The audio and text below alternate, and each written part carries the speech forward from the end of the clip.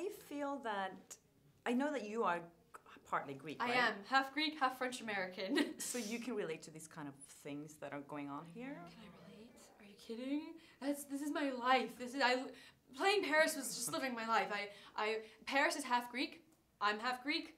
She's got a crazy, dysfunctional, lovable Greek family. So do I. So we had a lot in common in this case. So do you have like a huge family? Then you always have these kind of gatherings? Yes, around? always. Like every Sunday night, we gather at someone's house and we have Greek feast.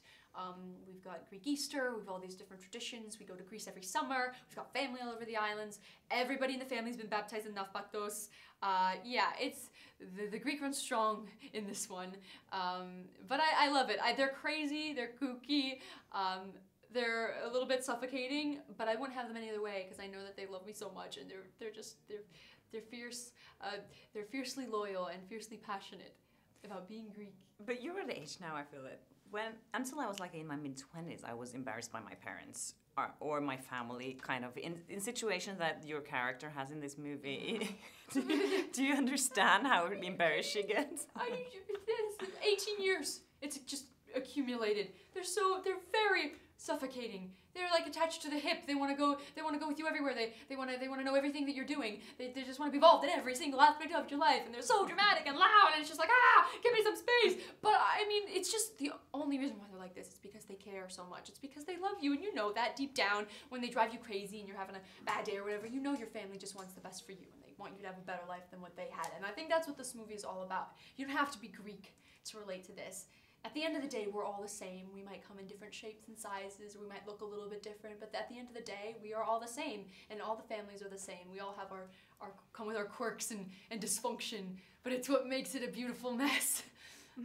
So have you been to a lot of weddings yourself, or you? You know, aside from the one in the movie, I've only been to one in my entire life, and that was a legitimate Greek wedding in Kefalonia.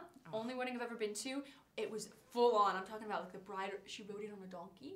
Oh, we threw rice at the bride and groom for good luck. They exchanged the halos. It was a hot and sweaty, small Greek church, but beautiful.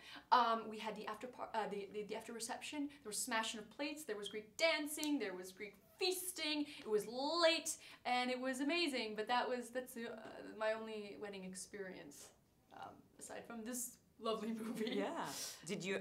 Are you dreaming about being a bride one day? Do you have those kind of? Right now, I mean, I have my other things in my focus.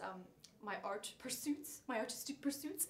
But it's funny because my Greek father has lined up his expectations for me, much like Paris has in the movie. I'm expected to marry a Greek boy, be a Greek breeding machine, and have 20 Greek children. Name them all like Athena, Achilles, Hercules, Apollo. I could go on. It's like we're getting ready for battle. For what? I have no idea. But he's got that plan for me, which I think every Greek girl has from her father.